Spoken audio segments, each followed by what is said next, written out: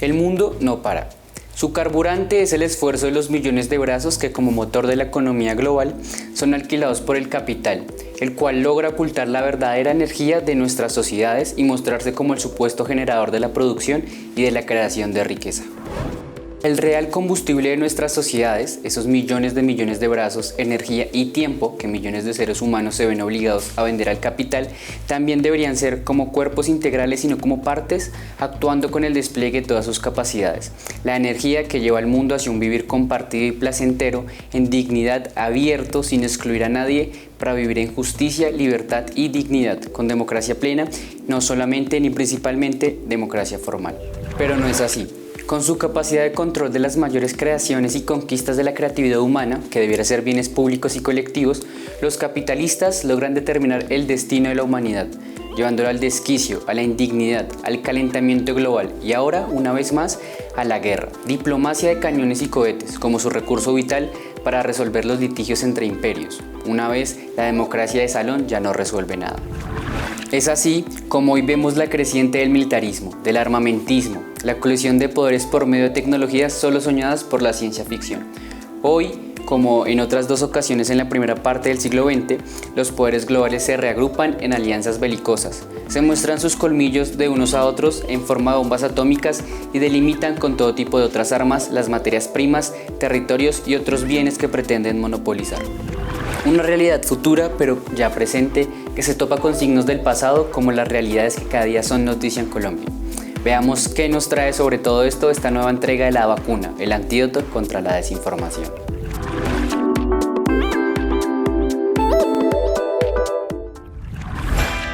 No olviden nuestros recomendados de la semana.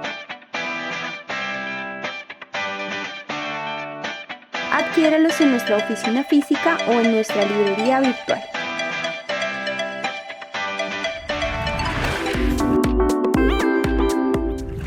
Estados Unidos insiste en sus programas de guerra en el espacio. Los países imperialistas de primero o segundo orden destinan cada día más recursos financieros para rearmarse o diseñar armamento de última tecnología. Una dinámica en la cual Estados Unidos marca pauta. Su decisión de no dejarse desbancar del control del mundo es su obsesión. Mientras las tasas de indigencia se disparan y la educación pública se tambalea, la administración Biden propuso un presupuesto récord de $27.600 millones para la militarización del espacio exterior en 2023. Un aumento del 25% respecto al presupuesto de 2022. Adoptado en violación del Tratado del Espacio Exterior de 1967, que reserva el espacio, comillas, para fines pacíficos, cierro comillas, el programa espacial de Biden está diseñado para mantener ventajas estratégicas sobre Rusia y China, que desarrollan lo que las agencias de inteligencia estadounidenses consideran, comillas, armas antisatélites destructivas, cierro comillas, incluyendo misiles balísticos que podrían ser, comillas, utilizados contra Estados Unidos, cierro comillas. Armas supersónicas que, como difunde Rusia, alcanzan hasta 15 veces la velocidad del sonido. El plan contempla $4.700 millones que se destinarán al desarrollo de una nueva arquitectura de alerta y seguimiento de misiles, $1.800 millones al desarrollo de satélites GPS y a la integración de equipos militares de usuarios de GPS, $1.600 millones al desarrollo de capacidades de comunicación por satélite de resistencia a las interferencias y $1.600 millones a lanzamientos espaciales de seguridad nacional. El desarrollo de estos equipamientos de última generación recae sobre multinacionales contratistas del complejo militar gringo. Una de ellas contrató por $120,7 millones la fabricación de inhibidores de comunicaciones terrestres utilizados para bloquear las transmisiones por satélite de los adversarios. El, comillas, primer sistema de armas ofensivas de la Fuerza Espacial de los Estados Unidos, cierro comillas. Contrató, asimismo, el diseño y fabricación de un sistema de seguimiento de misiles basado en el espacio que está siendo generosamente financiado por la administración Biden.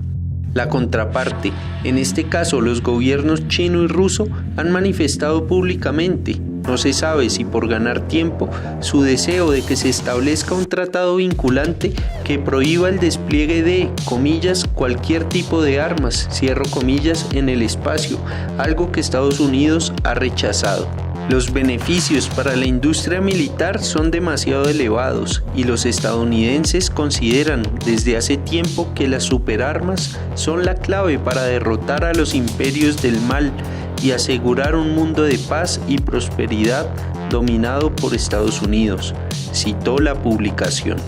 Al respecto de estas políticas, Tonya Wilkerson, subdirectora de la Agencia Nacional de Inteligencia Geoespacial, declaró en una audiencia en la Cámara de Representantes el pasado miércoles que los satélites estadounidenses basados en el espacio han demostrado ser valiosos en la guerra de Ucrania, al proporcionar al público imágenes de la devastación causada por la invasión rusa. En la actualidad, aseveran diferentes publicaciones, Estados Unidos está desarrollando algunos sistemas de armas realmente fantásticos que se cree que ayudarán a ganar futuras guerras. Uno de ellos, la comillas varilla de Dios, cierro comillas, es una varilla de proyectil de tuxteno de $230 millones que mide 6 metros de largo y 30 centímetros de diámetro y que puede lanzarse directamente desde la órbita en el espacio exterior y lograr la fuerza de impacto de un ataque nuclear, pero sin la lluvia radioactiva.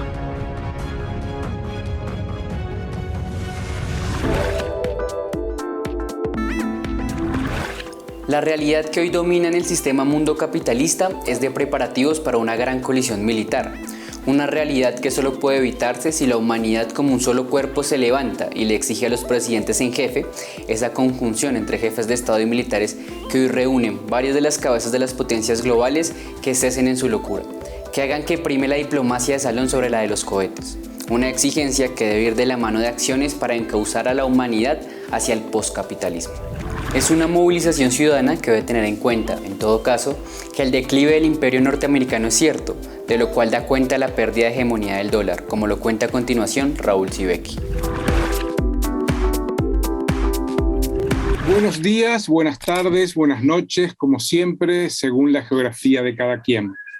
Hoy quisiera hablar de la lenta e inexorable caída del dólar.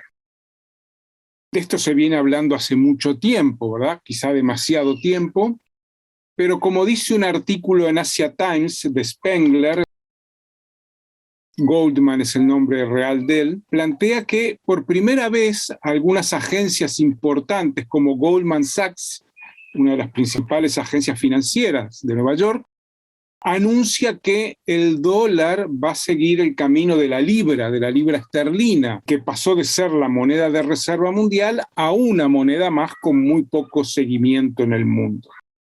Y dice Goldman, la noción de que el dominio del dólar en las finanzas mundiales podría llegar a su fin era una visión marginal hace solo 5 años. Y ahora hasta Goldman Sachs y Credit Suisse están anunciando esa caída. Las razones son varias, pero si ustedes ven los gráficos, en 20 años, 25 años, el dólar cayó a su mínimo en cuanto a moneda de reserva en el mundo de los bancos centrales y hoy es el 59% de las reservas mundiales. El 20% es el euro y pequeñas monedas o monedas de países emergentes como el yuan o renminbi de China lentamente van ascendiendo, todavía está muy lejos. Pero estos procesos se dan individualmente, en forma de goteo inicialmente, y luego pueden producirse de una manera exponencial. ¿Por qué el dólar está cayendo? Bueno, hay razones concretas actuales y razones de más largo plazo. Desde la crisis de 2008, Estados Unidos recibió del extranjero, como ingreso de dinero, $18 billones, que es el equivalente al Producto Interno Bruto aproximadamente, ¿verdad? Y aquí hay un primer problema. Estados Unidos representa las exportaciones de Estados Unidos solamente el 8% del volumen de exportación mundial. O sea, Estados Unidos, si las exportaciones mundiales son 100, Estados Unidos exporta 8, China lo duplica, poco más de 15. Eso es la fortaleza económica de Estados Unidos. Si yo exporto como nación, es lógico que me paguen en dólares, ¿verdad? Ese 8%. Pero entre el 8% y el 60% de las reservas del mundo hay un abismo. ¿Por qué? Porque la gente, los países, invierten, compran bonos del tesoro porque se consideran el bono del tesoro más seguro del mundo, ¿verdad? O sea, Estados Unidos depende de que el resto del mundo compre bonos del tesoro, y los dos países que más han comprado son China y Japón. Pero ahora sucedió algo importante, ¿verdad? La incautación de las reservas de divisas rusas por parte de Estados Unidos le manda un mensaje a muchos, sobre todo del tercer mundo, o sea, los países emergentes. Bueno, puede suceder que a mí también me incauten el dinero por la razón que sea. Ya incautaron las reservas de Afganistán y de otros países, ¿verdad? Entonces, ¿por qué no van a incautar las mías mañana? Entonces, eso puede ser un boomerang que se vuelva en contra. El 22 de marzo, ya en plena guerra, el Fondo Monetario Internacional lanzó un comunicado en el cual mencionaba, comillas, la erosión sigilosa del dominio del dólar. Muchos países importantes están reduciendo la exposición a dólares, o sea, sus reservas las van diversificando, sobre todo los países emergentes, ¿verdad? Y esto es muy importante porque Brasil, por ejemplo, ya incorpora en sus reservas no solo dólares, sino también euros, y empiezan a incorporar el dólar australiano, el yuan chino, etc. Aquí hay un tema muy interesante. El euro representa más o menos el 20% de las reservas de los bancos mundiales del mundo, que es equivalente al peso económico de la Unión Europea. Sus bancos centrales ahorran en euros, las transacciones las realizan en euros, entonces hay un equilibrio entre lo que representa el euro en el mercado mundial, en la economía mundial, y el peso de esas economías. Pero en Estados Unidos hay un desfasaje enorme. Estados Unidos se permitió invadir Irak cuando Saddam Hussein comenzó a exportar petróleo en euros y no en dólares. Pero ahora eso está cambiando aceleradamente desde ya hace años. Dice Goldman, el mundo puede funcionar perfectamente sin el dólar para financiar y comercio. India y Rusia pueden liquidar, y ya están empezando a hacerlo, el comercio en sus propias monedas, rupias y rublos. El comercio entre India y Rusia es importante. China está pagando las importaciones de petróleo de Rusia, que es el primer exportador, y de Arabia Saudita, que es el segundo exportador de petróleo, en su moneda, el yuan, ¿verdad? Y dice algo más y muy interesante, Goldman. Dice, el 76% de la población mundial pertenece a gobiernos que se negaron a aplicar sanciones a Rusia como exigía Estados Unidos, ¿verdad? Que son la India y China son el 40% de la población del mundo, casi, Pakistán, Afganistán, Turquía e Irán, países muy importantes en el mundo, que no han acompañado tampoco Brasil, ¿verdad? Entonces aquí estamos en una situación en la cual los países que reúnen casi el 80% de la población del mundo no acompañan las sanciones. Esto por un lado. Por otro lado, ustedes verán un cuadro ahí en el cual las compras de oro desde el año 2002, 20 años, en el mundo, las encabeza primero Rusia, segundo China y luego Turquía e India, ¿verdad? Son los principales países que están comprando oro y compran de una manera bastante importante. Hoy el dólar representa algunos desafíos similares a los que la libra esterlina presentaba a principios del siglo XX, cuando la Primera Guerra Mundial. Representa una pequeña parte del volumen del comercio mundial en relación al volumen de la moneda. Ahí hay un desfasaje, ¿verdad? Y esto ya lo dije, 8% del comercio internacional representa a Estados Unidos frente al 59% de las reservas y del papel que juega el dólar en el mundo. En segundo lugar, los activos extranjeros están sufriendo deterioro porque cada vez tienden a ir menos a Estados Unidos y muchos de ellos dependen, por supuesto, de China, que es el principal comprador de bonos del Tesoro. Y en tercer lugar, el desarrollo geopolítico en curso en este momento tiende a ponerle palos en la rueda a la hegemonía de Estados Unidos. Un analista de Credit Suisse, la banca suiza importante en el mundo, Zoltán Poznar, escribió el 7 de marzo y lo cita Goldman: estamos siendo testigos del nacimiento de Bretton Woods III. Bretton Woods fue el acuerdo posterior a la Segunda Guerra Mundial en el cual se crea el Fondo Monetario, el Banco Mundial, y se consolida la hegemonía del dólar. Un nuevo orden monetario mundial centrado en monedas basadas en productos básicos en el este, que probablemente debilitará el sistema del eurodólar. Y también contribuirá a las fuerzas inflacionarias, porque estamos viviendo una fuerte inflación en Occidente y en el mundo. ¿Esto quiere decir que el dólar, y termino con esto, va a caer mañana? No. Estamos experimentando una lenta erosión del dólar que en algún momento, dentro de años o décadas, puede precipitarse, y hoy estamos en ese proceso. El dólar sube, el dólar baja. Hoy he visto que en Colombia está más de 4.000, estuvo a 3.700, o sea, no es una moneda estable y ya empieza a no ser una moneda segura. Elementos para la reflexión, para el análisis, para pensar en procesos de largo plazo, pero que sí ya están en curso. Muchas gracias. No olviden nuestros recomendados de la semana. Adquiéralos en nuestra oficina física o en nuestra librería virtual.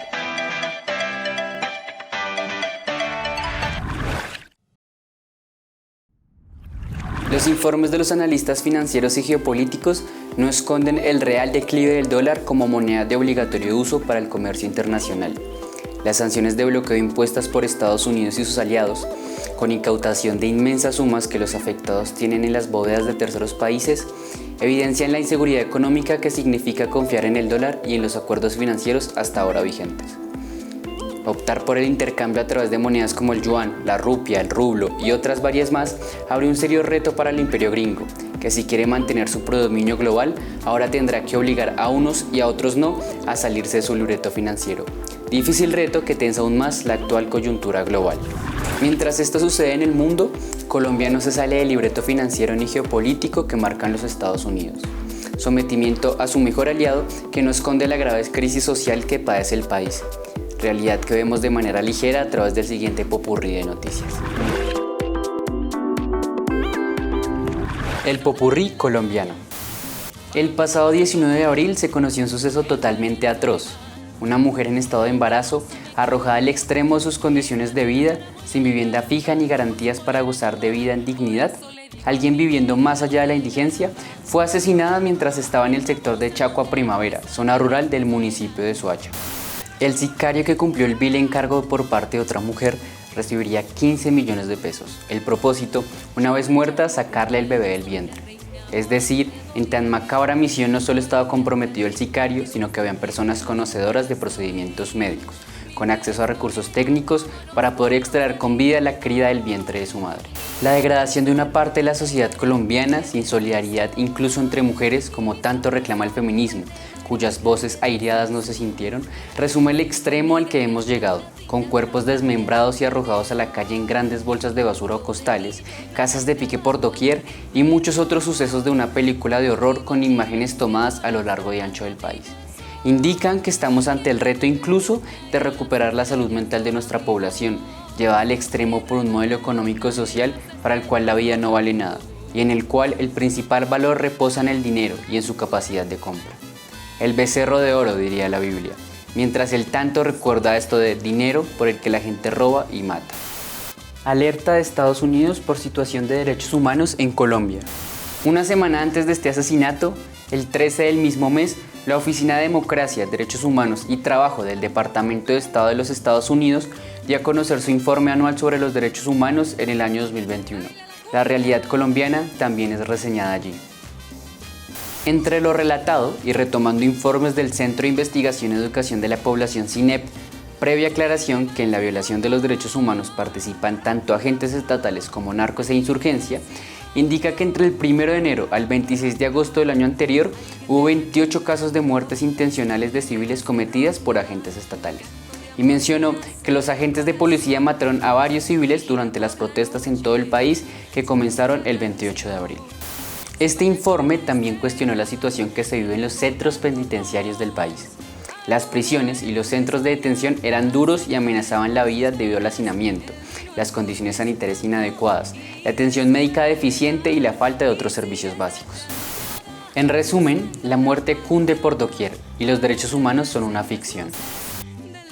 Estados Unidos entregará 2 helicópteros para la lucha antidrogas.